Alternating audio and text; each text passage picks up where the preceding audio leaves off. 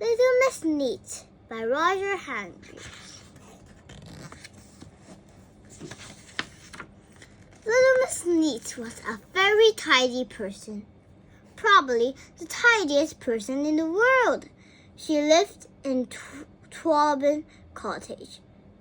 It was called Twelpin Cottage because she kept it as neat as 2 pins. She just couldn't stand a mess. Every day she spent all day polishing and dusting and cleaning and making sure that things were in their proper places. One morning, Little Miss Neat awoke in her bedroom at Twelpin Cottage. She looked out of her bedroom window. It had been raining during the night, and there was a puddle in the middle of the garden path. "Oh!" she gasped in horror and rushed outside with a duster. She mopped up every drop of puddle, and then she rushed inside and washed the duster. And she ironed the duster, and she folded the duster, and she placed the duster very neatly back in its drawer. Everything in Twelpin Cottage has its own proper place. Now, the story is about the time Little Miss Neat went on holiday. She always went away for 1 week every summer, and this year was no different. She spent 2 weeks packing, and then she spent a whole day polishing her suitcase. And then off she set, leaving Twelpin Cottage all spick and span and neat and tidy. "Oh, I hope it doesn't get too dusty while I'm away," she thought as she closed the door behind her. Something worse than dusty was going to happen to Twelpin Cottage. Would you like to know what? Mr. Muddle come to tea. He had written to Miss Neat to tell her, but being Mr. Muddle, he somehow got into a muddle posting the letter. Actually, what happened was that when Mr. Muddle went to post the letter, he had the letter in one hand and the half-eaten sandwich in the other. And you can guess what happened, can't you? That's right. He posted a sandwich, a post cheese sandwich. "It'll be nice seeing Miss Neat again," he chuckled to himself as he walked home. "The sandwich is a bit chewy," he thought.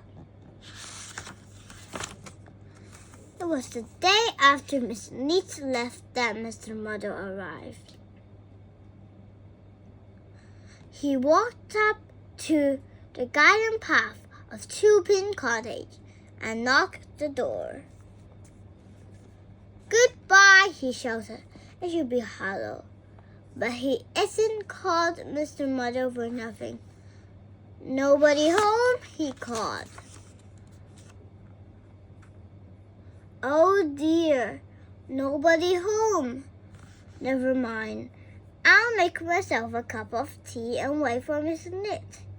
So he went into the kitchen of Twelpin Cottage, made himself a cup of tea, and waited and waited and waited, and went home. Little Miss Neat stepped out of the taxi outside Twelpin Cottage.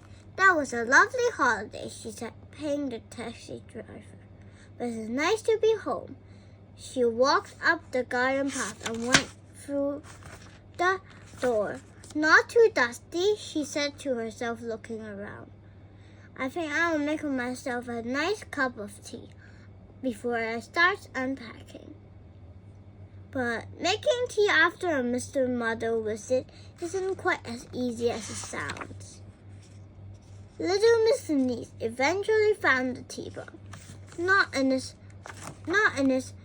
proper place, and the refrigerator, and she eventually found the milk, not in its proper place, in the teapot, and the tea, and the sugar bowl, and the sugar, and the milk jug, and a cup, in the oven and stalked it in the bread bin.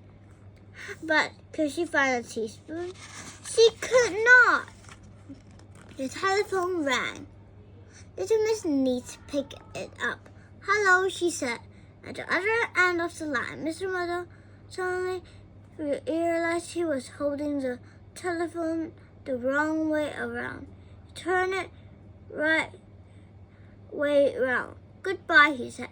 "Who's that?" asked Miss Neat. "It's you," replied Mr. Muddle. Miss Neat thought, "It's Mr. Muddle, isn't it?" she guessed. "Yes," replied Mr. Muddle, "getting it right for once. And you paid me a visit while I was away on holiday, don't you?" She guessed again. "Yes," replied Mr. Muddle, "getting it right for twice.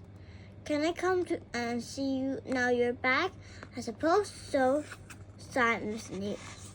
"Goodbye." "Hello," said Mr. Muddle, and put the phone down. Little Miss Neat signed for a heavy sign and sat in the armchair next to the telephone. Ouch! She looked under the cushion. There were all her teaspoons and knives and forks. I don't think Little Miss Neat will be taking on a holiday next year. Do you? The end.